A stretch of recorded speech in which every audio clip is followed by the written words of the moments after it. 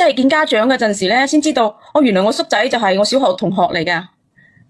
咁然之後當時我哋傾得好好啊，個叔仔，因為我哋傾偈啊，因為見同學咁多年唔見啊嘛，突然間見翻，肯定係比較興奮噶啦，係咪？哦，不過我叔仔好尊重我嘅，佢好尊重我。咁後嚟咧，我就同我老公結咗婚噶啦。哦，但係咧喺我仔5歲嗰陣時咧，我老公啊，就因為即係有病啊，就走咗啊。哎呀，嗰陣時我覺得成個天都冧晒落嚟啦，都唔知點算啊。因為咧，我生完仔之後一直都冇做嘢嘅，都喺屋企帶仔嘅咋。哦，咁真係好陰功喎。係啊，真係好陰功啊！我老公係即係突然間咁樣爆血管就冇咗嘅喎。你話係咪啊？突然間因為我有咁多年冇做嘢，係咪成個人突然間都暗晒，成個天都暗晒，真係即係一夜之間我頭髮都白晒啊！咁你冇咁誇張姐姐啊？你諗下喎，突然間個老公突然間死喎，佢唔係話病咗好耐嘅喎，突然間嘅喎，你係咪咩啦？咁我都好少見一夜白髮嘅人嘅。即係講得誇張啲，咁肯定會，反正就好憂愁咯。你憂愁啫，但係你冇理由一夜白髮噶吓。你講啊。如果你話如果你老公突然間死咗，你會唔會咁樣啊？你話小婉姐姐，我唔會嘅。係咪啊？啊？你話如果天華突然間死咗，你會唔會咁樣啊？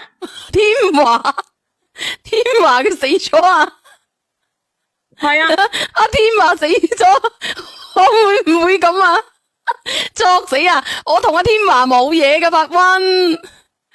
阿天華突然之間死咗，我都唔知封唔封錢佢。對唔住死啦，等阿天華入嚟。你可唔可以唔好講阿天華啊？咁你叫我你咁樣講，我就肯定就講咯。你可唔可以唔好講阿天華？你問我阿天華突然之間死咗，我會你哋兩個唔係兩公婆嚟嘅咩？你點解死老公做咁開心㗎吓？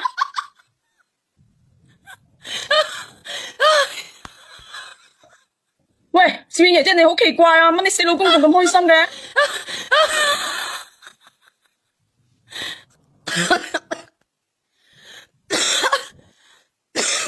哦，即誇張，自己老公死咗仲笑得喘晒氣都有，喘都唞唔到氣，你笑得差啲。哎呀，氣得有咁好笑咩？阿天華唔係我老公，阿天華都未死。我比喻啫，咁我係我老公死咗噶，我依家咁樣同你講，你話我冇咁誇張嘛？咁我就話天華死咗，你會唔會咁啊？阿天華唔係我老公嚟嘅咯。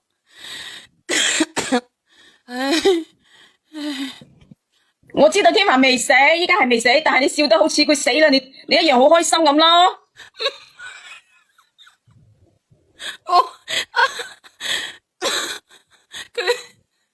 佢死咗點會開心啊？我一話天華死咗，你居然咁開心喎，笑到。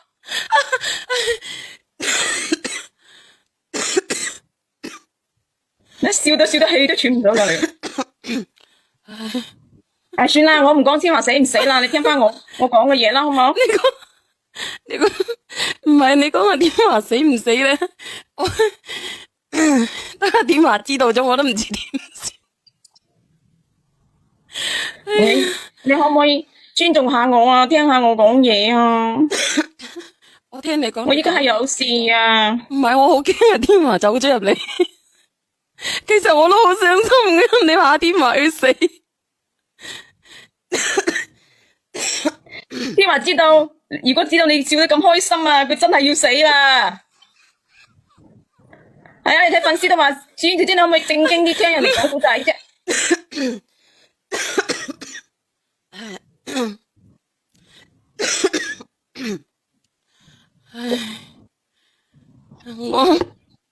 你講，你都死啦，俾人攞音我都唔知點算。你講。好啊，咁啊，因為我老公死咗嘛，我都唔知點算噶。咁好彩我家婆咧，就喺度鄉下嗰度過嚟幫我湊仔。咁啊，我叔仔見到我咁可憐咁陰公啦，就叫我去廠度幫手啦，即係幫下手做下文員仔啊，係咪啊？阿小婉姐姐你話啦，